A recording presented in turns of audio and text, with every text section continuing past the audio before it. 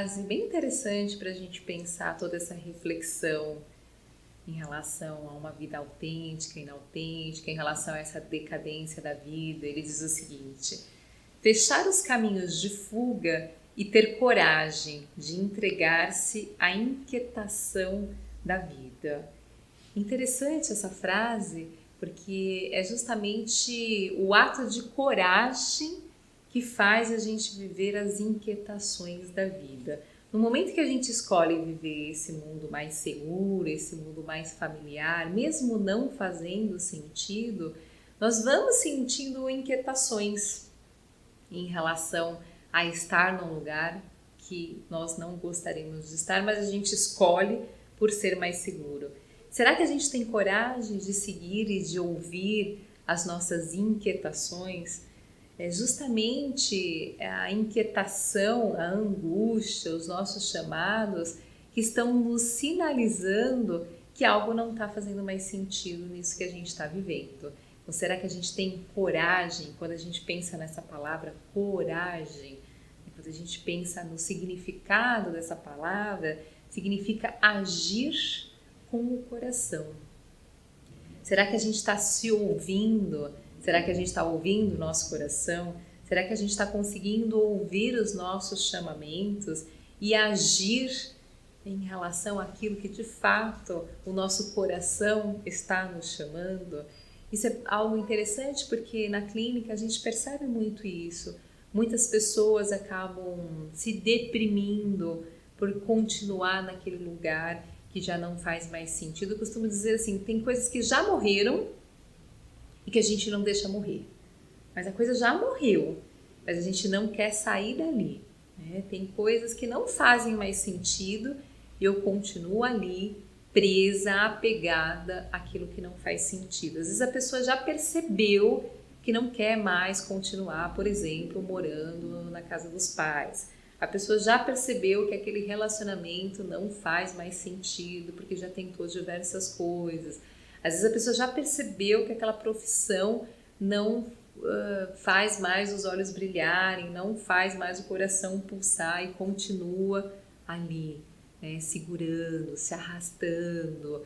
E a partir do momento que a gente começa a fazer esses questionamentos, né, se vale a pena viver essa vida por mera segurança, ou será que vale a pena viver uma vida que seja uma vida mais pulsante, que seja uma vida que faça mais sentido, as possibilidades elas vão se abrindo.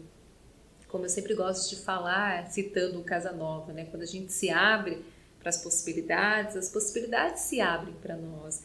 Porque se eu opto em viver aquela vida restrita, eu vou vivendo só as possibilidades restritas. Então eu vivo só o já conhecido, eu vivo só a partir daquelas crenças que eu já conheço e que me dão um balizamento de segurança. Eu vivo só a partir daquilo que é o quentinho daquilo que eu já conheço, né? Então eu vou vivendo somente aquelas restrições, mesmo sabendo que aquelas restrições muitas vezes faz com que eu adoeça, né? A partir do momento que eu vou colocando entre parênteses isso, que eu vou suspendendo, vão se abrindo outras possibilidades, como se a gente pudesse nos questionar, bom, se eu não viver a partir disso, que não faz mais sentido para mim, o que será que se abre? O que será que se abre como possibilidade? Isso é algo interessante e entra um outro tema existencial que é tão importante para nós, que é o vazio, que é o nada. A partir do momento que eu suspendo aquilo que não faz mais sentido para mim, então sair da casa dos meus pais porque não faz mais sentido morar com duas pessoas que são tão autoritárias, por exemplo, sair desse relacionamento que não faz mais sentido para mim, sair desse emprego que não faz mais sentido para mim. A partir do momento que eu saio dessa possibilidade que não faz mais sentido, eu caio num vazio, eu caio nesse nada.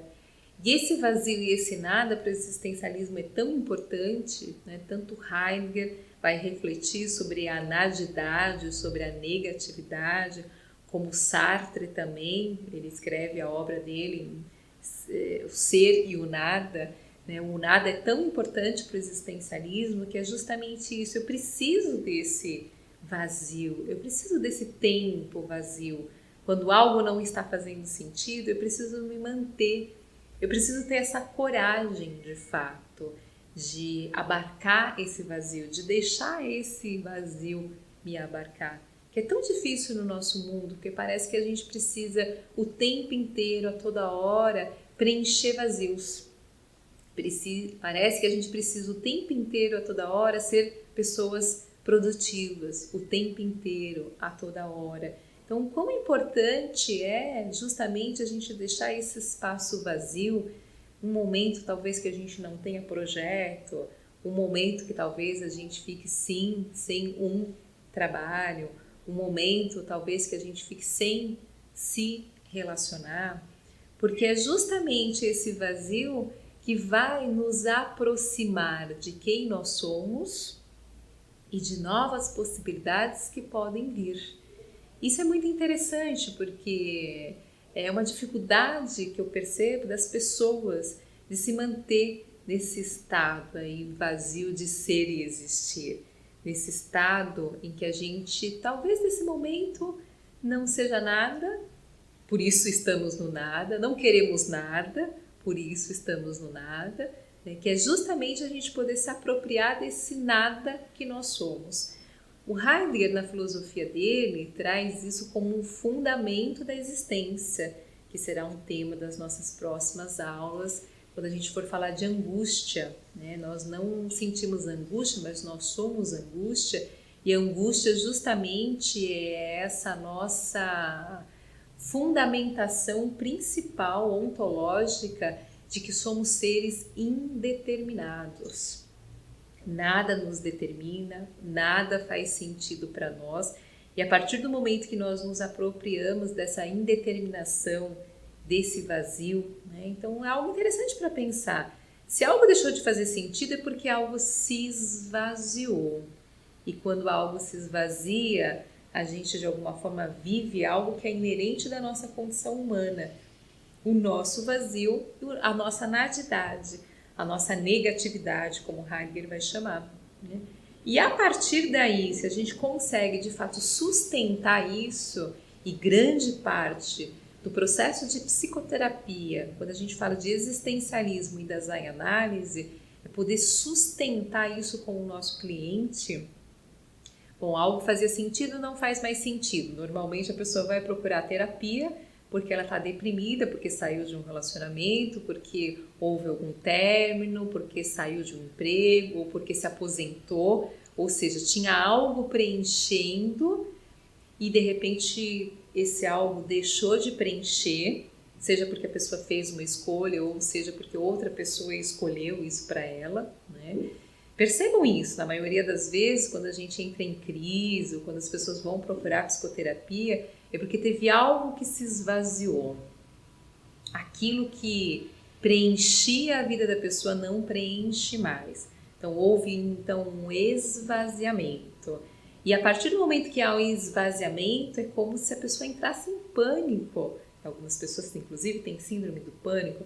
Algumas pessoas vivem uma grande ansiedade, algumas pessoas deprimem, porque é como se elas não tivessem familiaridade com isso que é tão inerente à nossa condição humana, que é a nossa condição de indeterminação, que é justamente esse vazio que, se a gente conseguir sustentar isso, é papel do psicoterapeuta nessas abordagens, é estar junto com o cliente para sustentar esse esvaziamento.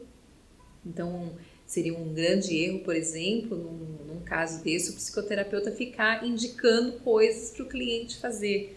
A gente costuma dizer que a gente, como psicoterapeuta da Zen Analítico, ou existencialista, a gente sustenta junto com o cliente esse vazio. Então, o que a gente pode fazer no momento de uma crise? A gente pode propor para o cliente: você quer fazer sessão 2 vezes nessa semana, 3 vezes, para a gente poder estar junto nesse processo de esvaziamento? Você gostaria de vir mais vezes para que a gente possa estar junto? Então, é justamente isso que o terapeuta pode e deve fazer: estar junto, sustentando esse vazio, esse nada da qual o cliente está vivendo naquele momento.